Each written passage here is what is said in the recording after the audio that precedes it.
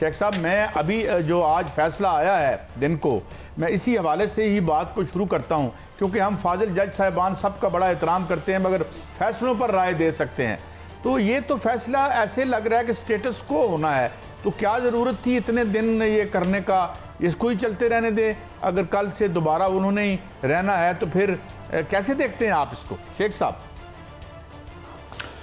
دیکھیں، ایک تو ثابت ہو گیا کہ انہوں نے لوٹوں کے ذریعے حکومت بنائی، اور اس کا اصل فیصلہ جولائی میں آ جائے گا.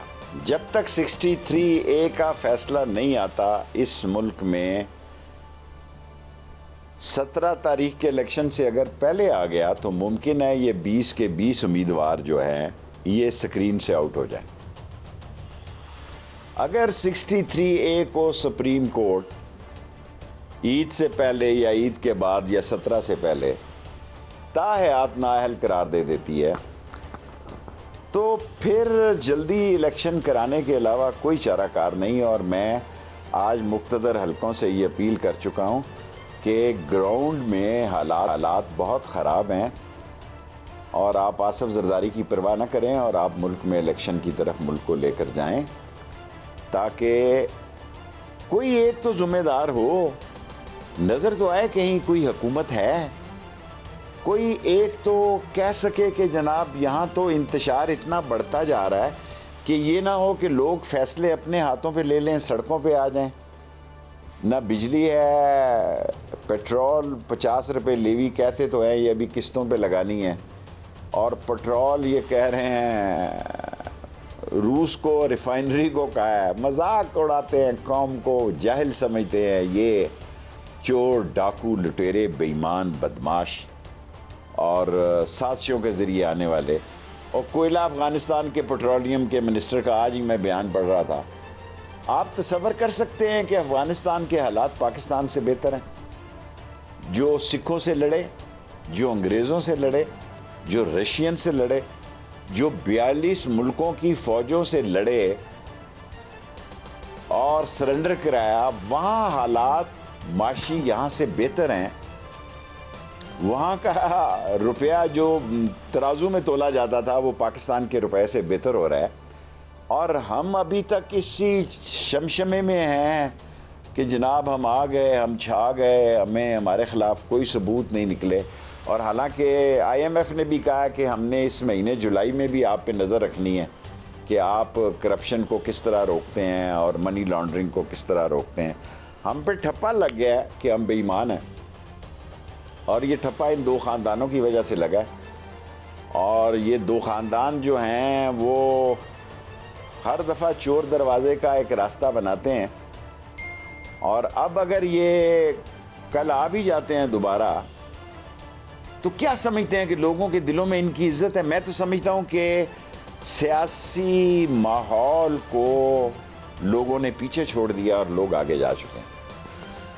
یہ ثابت ہو گیا کہ اس نظام سے لوگوں کے مسائل نہیں حل ہو سکے، اور یہ اتنی شدت سے محسوس کیا جا رہا ہے کہ بعض اوقات مجھے ڈر لگتا ہے کہ ہم شاید پروگرام کرنے کے لیے رہ جائیں اور قوم آگے نکل جائے اور قوم اپنے فیصلے اپنے ہاتھوں میں لے لیے. اس لیے میں نے اپیل کی ہے اسٹیبلشمنٹ سے، مقتدر حلقوں سے، کہ آپ اس ملک کو ارلی الیکشن میں لے جائیں تاکہ کوئی استحکام کی صورتحال بن جائے. اگر معیشت اسی طرح تباہ ہوتی رہی، اگر کارخانے اسی طرح بند ہوتے رہے، اگر لوگ گھر کا سامان بیچ کر اور بچوں کو سکول سے اٹھا کر اپنی زندگی گزاریں. ابھی تو بل آنے ہیں 2 تاریخ کو، جب بجلی کا بل آئے گا 5 تاریخ تک آ جائے گا. جی کیا بنے گی اس ملک میں؟ سو پھر ہر آدمی کنڈا ڈالنے کی کوشش کرے گا. ہر آدمی، ساروں کے رشتہ دار امیر نہیں ہیں، ساروں کے بھائی یا بیٹے باہر نہیں گئے ہوئے. سو جو لوگ یہاں پہ اپنے گزارا کر رہے ہیں، دکانداروں پہ کہا کہ ہم فکس ٹیکس لگا دیں گے اور سپر ٹیکس بھی عوام پر منتقل ہوگا. یہ پاکستان کی تاریخ کا پہلا بجٹ کل منظور کیا جس میں وزیر اعظم ہی موجود نہیں تھا. اس نے کہا بجٹ کیا ہے؟ IMF کی فوٹو سٹیٹ کاپی ہے. اور ابھی تک IMF نے آپ کو حکم نامہ نہیں دیا. ابھی تک IMF نے آپ کو نہیں کہا جاؤ بچو مزہ کرو، ہم نے آپ کو $2 بلین دے دیے ہیں. انہوں نے کہا ابھی ہم دیکھ رہے ہیں. وہ کہہ رہے ہیں 1 مہینہ لگے گا. کوئی ان کی سے نہیں ہے. جی سر. وہ 1 مہینہ اگر یہ ساری شرائط جو کہ بڑی خوفناک 4 شرائط ہیں شیخ صاحب، وہ اگر مان بھی لیتے ہیں تو شاید 1 مہینہ لگے گا. جی بٹی صاحب، آپ کا کوئی سوال کچھ مجھے لگ رہا تھا آپ پوچھنا چاہ رہے ہیں. بٹی صاحب. بسم اللہ الرحمن الرحیم. شیخ صاحب، 40 سال سے یہ حکومتیں آتی جاتی ہیں اور اربوں روپے کے کرپشن ہے. اسی حکومت نے جو موجودہ 2018 کے الیکشن پہ سنگین الزامات لگائے اسٹیبلشمنٹ پر، اب ایسا لگ رہا ہے کہ ایسا ماحول بنتا جا رہا ہے کہ ملک خون ریزی کی طرف جا رہا ہے. آئین اور قانون بہت پیچھے رہ گیا ہے. ایسے حالات پیدا کیے جا رہے ہیں کہ خدا نہ خواستہ بھائی بھائی کا دشمن نہ ہو جائے. کیا ایسے میں کوئی امید کی کرن آپ کو نظر آتی ہے؟ مجھے تو آج کا جو فیصلہ آیا ہے، اس فیصلے میں 101 سوال میرے کھڑے ہو گئے ہیں کہ یہ معاملہ ہے کیا؟ کیوں ہمیں تصادم؟ کہیں یہ تو نہیں جنہوں نے رجیم چینج کرائی ہے امریکہ نے، وہ پاکستان سے اپنے مزید 2 مقاصد حاصل کرنا چاہ رہے ہیں؟ ابھی تو حکومت نے اپنے لیے NRO لیا نا، نیب چینج کرا کے جہاں کا کیس ہوگا وہی جائے گا، چیئرمین ختم کر دے گا. آپ آنے والا مستقبل عوام کا کیا دیکھتے ہیں شیخ رشید صاحب؟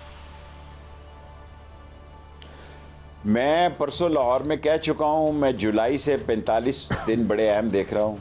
فیصلہ کرنا ہوگا ہمیں اور اپنے کیس معاف کروا لیں. میرا مطلب ہے جیلیں غریبوں کے لیے ہیں، تھیں اور رہیں گی، اور حالات ایسے خراب ہیں کہ ہم پہ جو جھوٹے کیس بنائے گئے، 7 جگہ پہ ضمانتیں ہوئی ہیں، 25 جگہ پہ درخواستیں ہیں. ہمارے پاس ضمانتی بھی کہتے ہیں کہ ہماری رجسٹری خراب ہو جاتی ہے. اگر غریب آدمی موبائل فون میں پکڑا جائے اور اس کی 10,000 روپے کی یا 25,000 روپے کی ضمانت ہو، 1 سال پڑا رہے گا، اس کی کوئی ضمانت نہیں دے گا.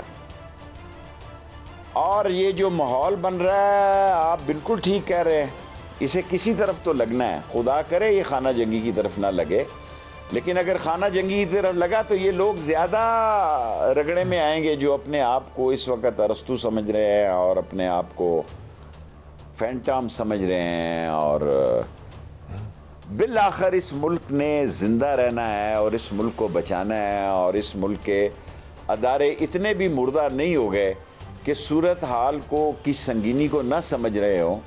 اور صورتحال جس سنگینی سے لڑائی کی طرف بڑھ رہی ہے، مجھے تو ڈر ہے کہ کسی دن کوئی حادثہ نہ ہو جائے.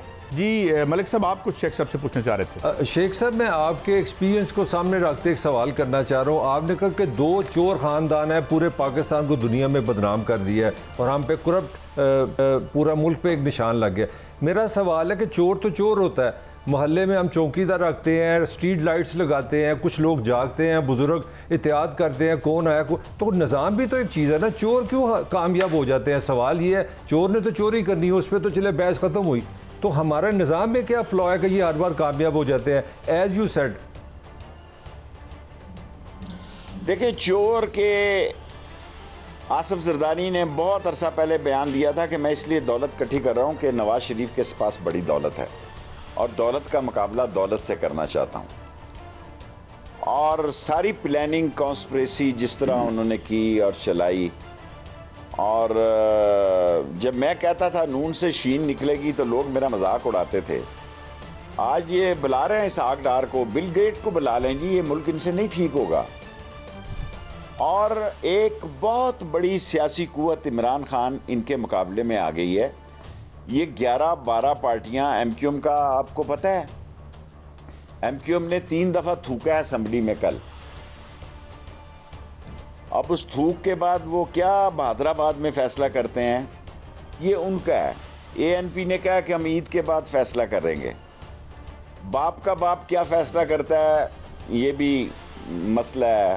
اور بھاتانی نے جو کچھ کہا ہے، صوبہ تو صوبہ ہے، مرکز بھی بھونچال کا شکار ہے. کل آصف زرداری صاحب نے بڑی محنت کی ہے اسلام آباد آ کے، اور بہت ساری، کیونکہ ہر آدمی کے جیب میں ایک نجائز کام ہے، ایک نجائز کام ہے، اور اس کے پیچھے ایک دیر از اے فیس بیہائنڈ اے کیس، اس بندے کی پیمنٹ ہے جو وہ نجائز کام کروانا چاہتا ہے.